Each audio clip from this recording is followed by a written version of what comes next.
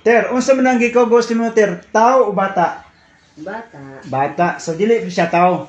dili. Okay, yung sister dili tao ang bata ha. Kay bata pa siya. So karon, unsa man din siya ang gikugos niya? Bata o dili tao. Okay. Kining video ba kung ako'y tawag ining kapamilya ining babae o kining bata nga iyahang gitawag og gikugos, di siguro ko malipay sa ilahang content nga naman kay ang ilang subject ang bata. Unya pagkahuman deklarado pagyod sa kining defensor ko nuno sa peke nga gitawag og sabadista, deklarado pagyod nga ang bata di daw kuno gitawag og tao. Ambot og katawanan ba na or makatandog ba sa pagbati kay gigamit nila ang bata or gipahimuslan nila kining maong gamayng bata sa ilahang tinguha ba nga supak sa realidad o supak sa insakto nga pangunahuna. Di man kag ang bata dili tao. Ginoo gaba kagwapo sa bata, kagwapo sa tawag ining bata nga ilahang nga gipakita gikugos ni ining maong babae niya pagkahuman ingnon lang nga dili tao. Sa klaseng hayupan na pag ilan niya sa inyo ng bata. Okay. Direkta ta sa gitawag og punto mga sir ug mga ma'am. Naay duha ka butang nga ato ang i-reaction bahin ni ining maong video nga sumala pa nila ang bata nga iyang gikugos di daw kuno na tao. Duha ka punto ang atong ihatag. Una, ang statement nga ang bata dili tao supak na sa biblical presentations and theology. Nga naman never nagtudlo ang balaang kasulatan nga ang bata dili tao. O gani ang Ginoong Jesucristo, sa dihang nahimong tao, mo bitaw nga St. John chapter 1 verse 14, and the word was made flesh, or sa laing translation, and the word became human. Nahimong gitawag og tao. Onya pagkahuman ang deklarasyon sa mga anghel karong adlaw na tao nahimugso ang Kristo nga inyohang gitawag og manuluwas.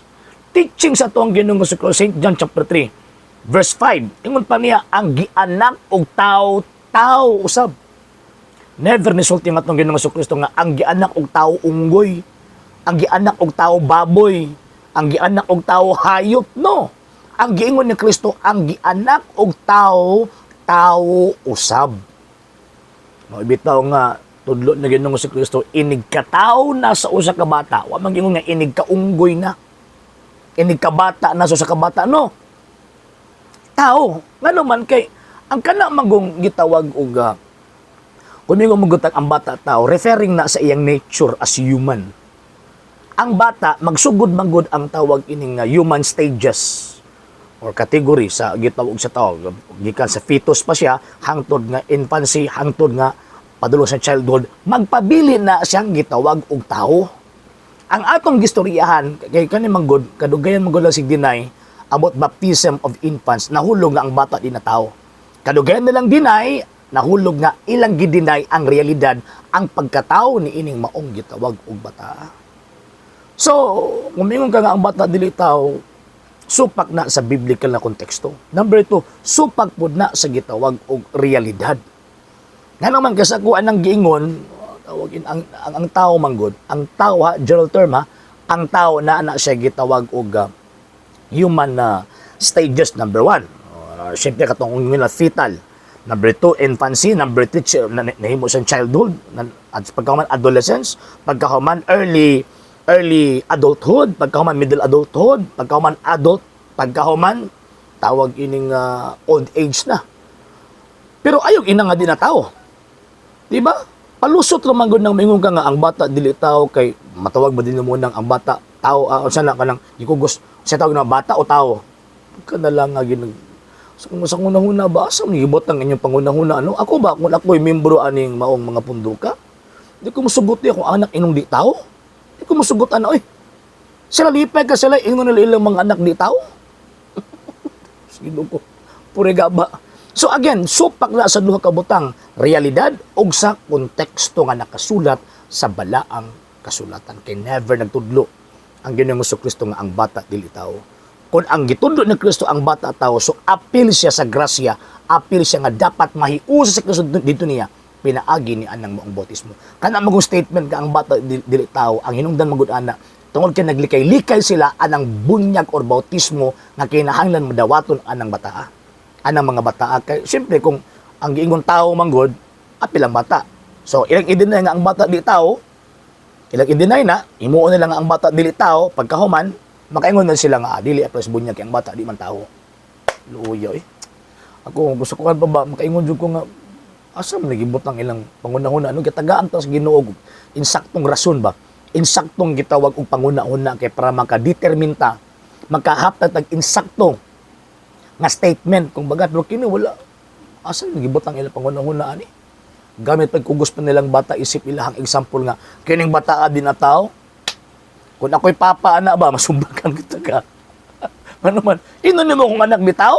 Asa man kan yung sa man mo na pag butang asa man nimo gibutang imong utok ana. Okay? So ayaw gyud mag-abto dito sa ilang pundo kay kanang inyong mga anak, kanang mga magsuso ninyong ipangugos ninyo, di na mahimong tao sa ila. Okay? Sa hindi pa po nakapag-follow sa mga pages po natin, i-follow nyo po yung mga pages po natin, RJ Horolanciano II, TV Apolia Punto Argumento page, Kuya Apologies TV page, and RJ's Vlog 2022. And pwede rin po kayo mag-send po dyan ng Facebook stars. And also, sa ating po mga channels, sa hindi po nakapag-subscribe, subscribe po ninyo yung mga channels natin, Dalay Catholic, Apologies International Official, RJ Sano II TV, Kuya Apologies TV, and Barrio Kawayan Religious Forum. And pwede rin po kayo mag-send po dyan ng super sticker, super chats, and super thanks. And maraming salamat po sa mga kapatid ko mga Katoliko na always pong tumutulong sa programa po natin. Maraming salamat po. Nang dahil po sa tulong at suporta po ninyo, ang programa pong ito, until now, andito pa rin po sa social media.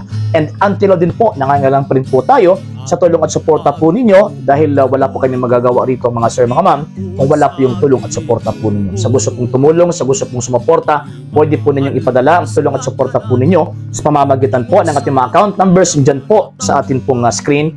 And pwede niyo po kaming i-message sa ating pong page kung via remittance po yung papadala po ninyo. Maraming salamat po in advance.